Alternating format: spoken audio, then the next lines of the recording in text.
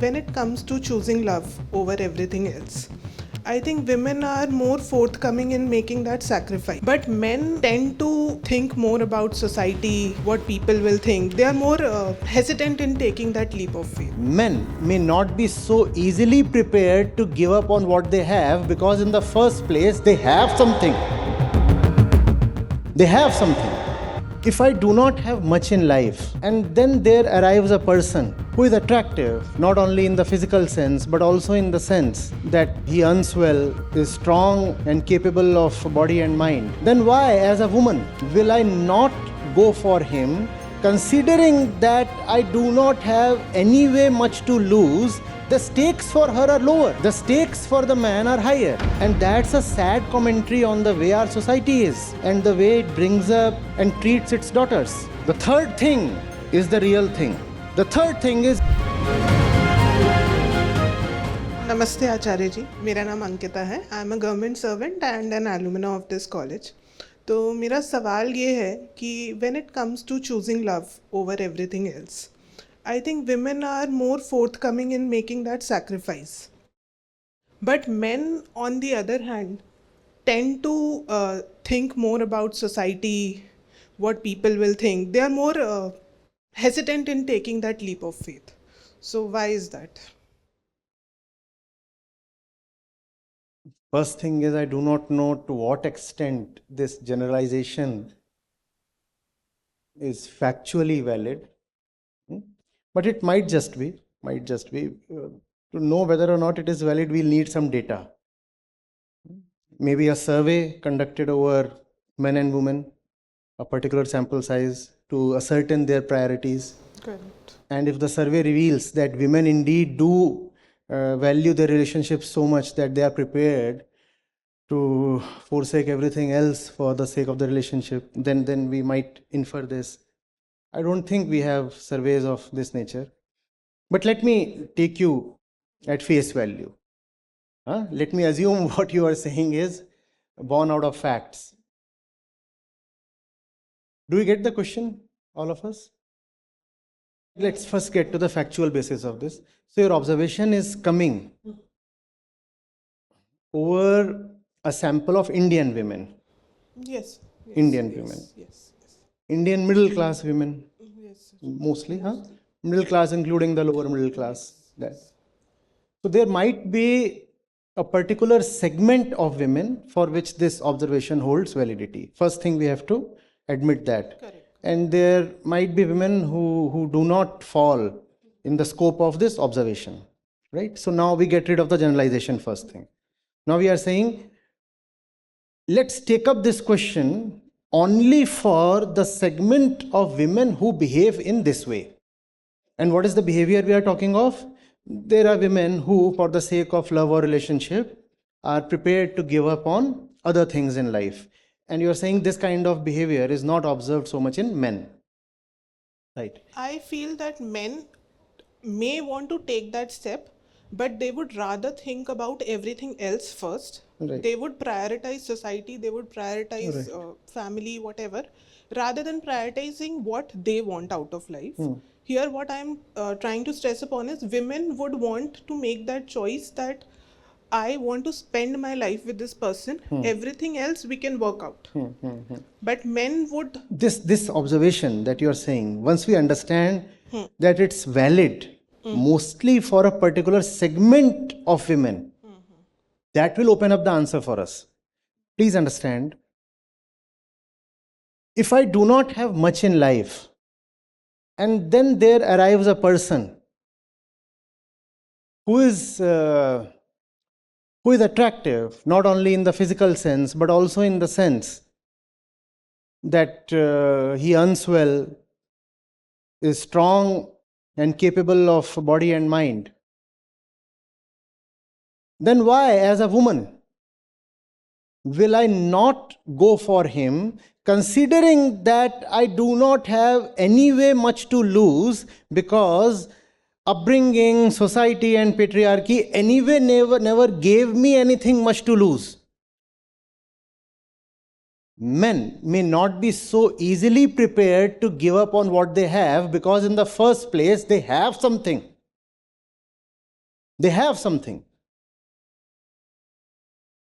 Women, the way they are brought up, and we are talking about particular segment of women, not all women. Women, the way they are brought up in our country, around us, in the middle classes, they anyway do not have much to lose. Do they get their fair share in the father's property?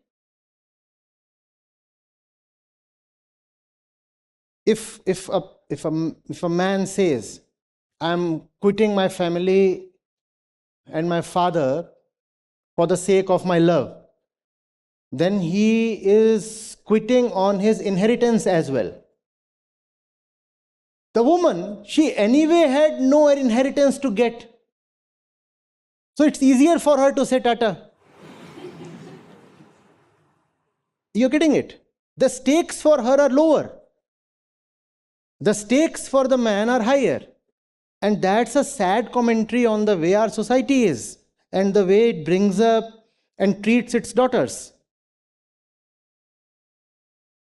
Are you getting it? And obviously, then there is the emotional factor, genetics, evolution. The woman is programmed to be a little more emotional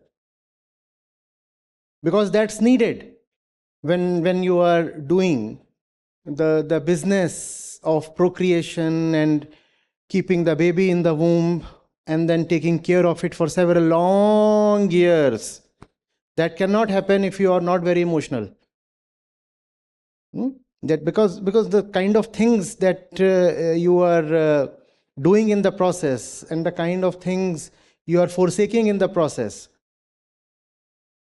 they cannot be easily justified using logic alone. So you need a fair dose of hormonal emotionality to justify the expenditure of time, energy, and life on pregnancy, childbearing, child raising. If you're not emotional, then you will ask a few questions, and the questions may lead to inconvenient answers, and those inconvenient answers may forbid you from conceiving the baby or bringing up the baby.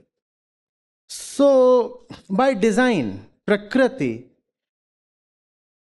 we very well know the hormones in the woman's body and the man's body are different. We also know that the brain structures are slightly different.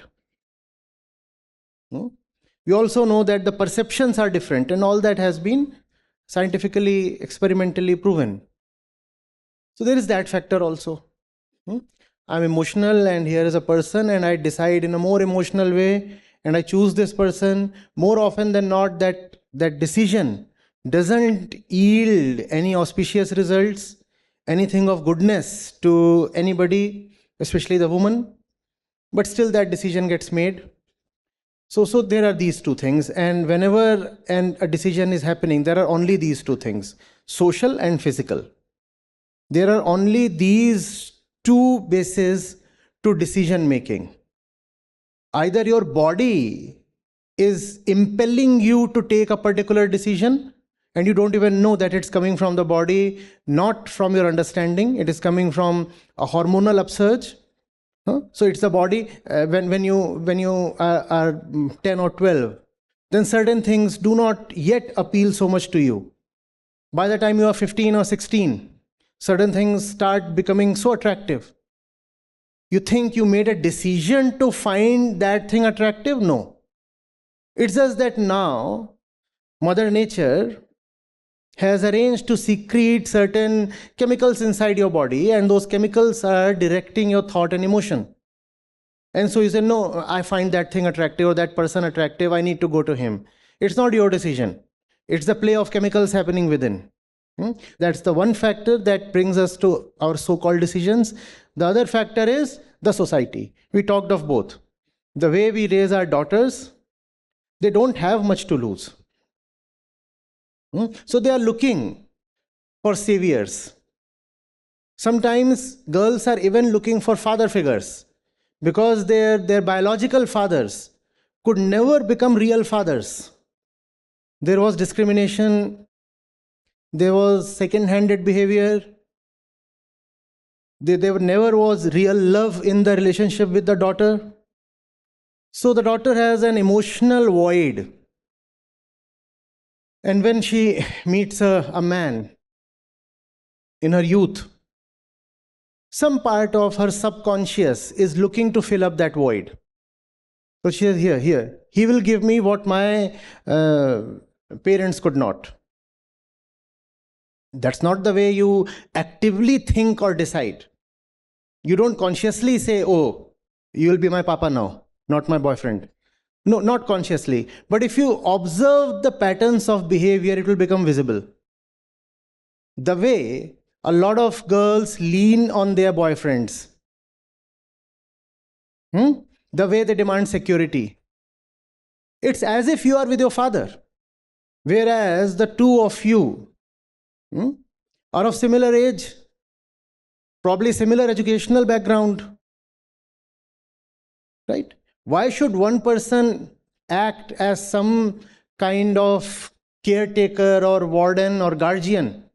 But often that's a relationship. And men too take up that role very comfortably. They'll say, you keep informing me when you leave your room.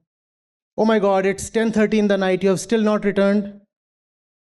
And it's a very instructive kind of role switching that happens. When she is at the house with her parents, she keeps reporting to her parents, right? If she has gone out, she'll keep reporting. Yes, I have reached the place I set out for. Now I'm doing these things. And she's constantly sending these messages to mama or papa or to the big brother. And now she's a little more grown up and is with the boyfriend. And you find that she's reporting in a similar way to the boyfriend. Have you not seen that? And there are so many boyfriends who actually actively demand that. No, it's because I'm very possessive about you. It's because I love you so much that I want to know every minute of your life. Let me know exactly when you enter the washroom. Let me know exactly when you leave the commode.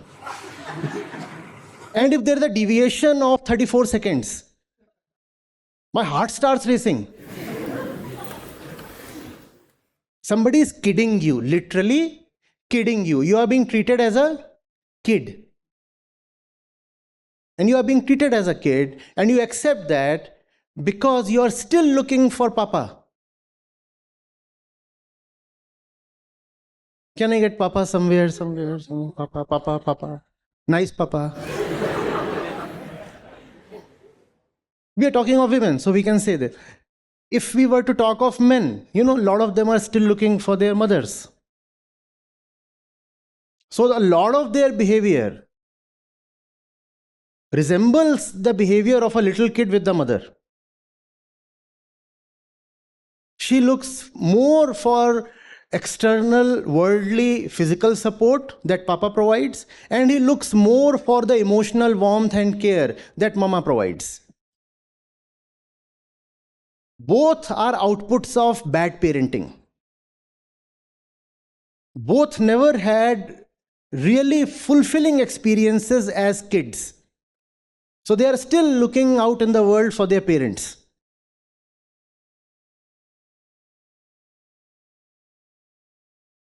So that's the social dimension. The inner dimension is hormonal. The social dimension is the kind of experiences you went through. And these dictate our behavior. Nothing else. The third thing is the real thing that I am referring to as nothing else because it is real but rare. So I said nothing.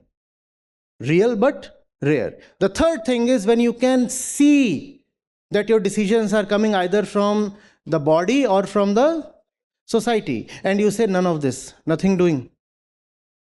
I'll be my own man or my own woman.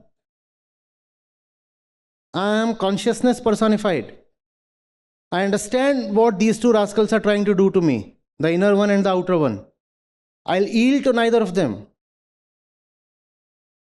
I understand the traps you are laying for me. I'm not going to be ensnared. And I can see the fate of those who do get trapped. All around me, I can see that game happening. And the woman suffers and the man also suffers. Both suffer.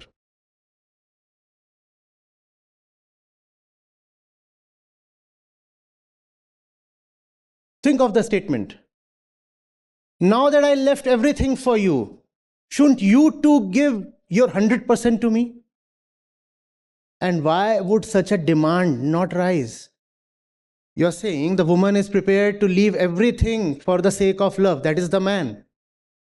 And if you come with this feeling that you have left everything behind for a man, you will want reciprocation, no? You will say, you see, I left behind everything, my house, my family, my career, my future, my job. I left everything for you.